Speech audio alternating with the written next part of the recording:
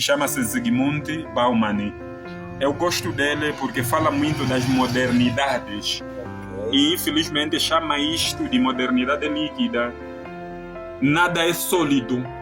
Vivemos tempos líquidos e nada é feito para durar. Conforme este líquido aqui, ele só tem a durabilidade porque está neste copo. Qualquer altura, ela escorre com facilidade. As relações humanas hoje, elas refletem-se nisto. Mas por quê? Por causa de uma filosofia do dinheiro escrita por George Simmel, que infelizmente substitui o capital simbólico, cultural, de propriedade pelo econômico.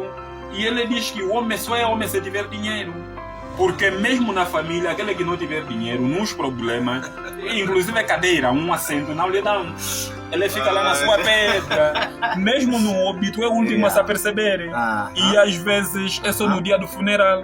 E se ele reclamar, dirão: nós priorizamos aquele que deveriam contribuir para a urna. Eu vou pedir o câmera, pegue mais desse lado aqui para termos uma boa ideia. Infelizmente, o homem hoje, o capital social, simbólico, cultural, foi substituído pelo econômico. E o homem só é homem se tiver dinheiro. É dali que você nota, aquele mais velho, com os seus 60 anos, ainda lhe aceitam com uma jovem de 25 anos. Por quê? Porque tem dinheiro. E este jovem com 28 anos não tem dinheiro, infelizmente, que daria casamento a jovem, mas como não tem dinheiro, porque o ter, hoje em dia, sobrepõe-se ao ser. As pessoas não estão muito preocupadas com o ser. O que é um grande erro. Precisam do ter. Quando disseres que eu estou aqui com o intermitente ligado, ela diz assim sim. Mas quando disseres aqui estou com uma motinha, uma vela por ali fora, infelizmente não funciona. Então Bauman olha para esta sociedade, sobretudo contemporânea, as teorias contemporâneas que nascem depois da Segunda Guerra Mundial, e ele percebe que tudo é líquido.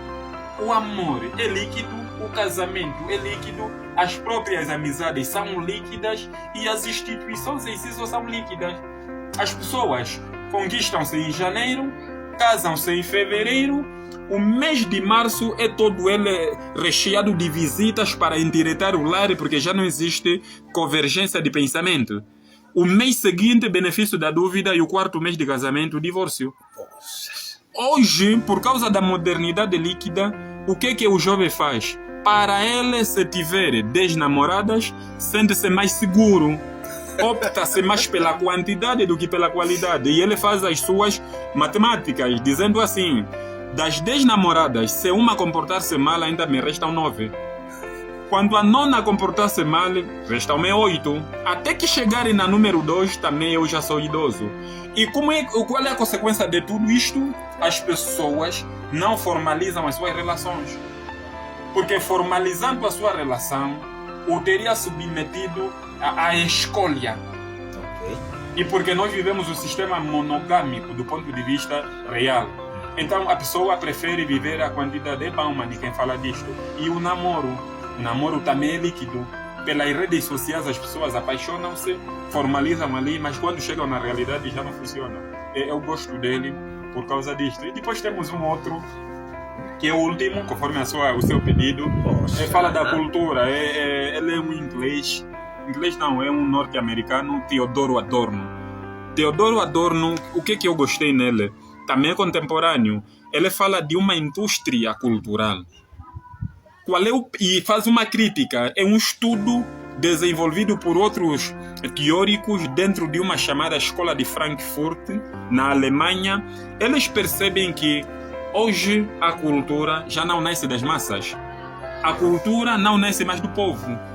A cultura nasce de uma indústria manuseada pelos empresários e nos é imposto os nossos hábitos e costumes. E o exemplo prático está aqui. Por que não a quiçangua e sim o sumo? Uau! É a indústria cultural que está por detrás disto.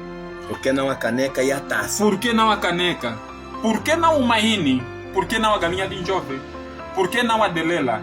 Por que não a samacaca? Felizmente aqui temos a samacaca. Muito obrigado. Felizmente temos o jambo. Muito e isto obrigado. Nós precisamos. Mas Adorno ele diz que há alguns canais que fazem veicular esta indústria e esta cultura. A televisão, a rádio, as revistas, os jornais.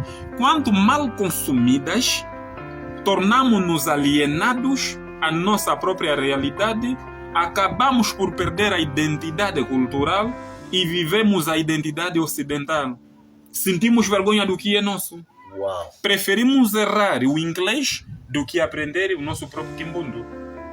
Então ele faz uma caracterização sobre quem hoje nós somos. E se eu deixar esta pergunta, cada um ali mesmo fazendo uma introspeção, quem realmente o meu amigo é? O que lhe identifica como Kwanyama? O que lhe identifica como Ganguela? Doutor, pode deixar mesmo aqui esse desafio. O que lhe identifica como Bakongo? O que lhe identifica como Nhaneca? Se em casa não usamos a nossa língua, se em casa não temos um só utensílio, estamos diante das fontes materiais.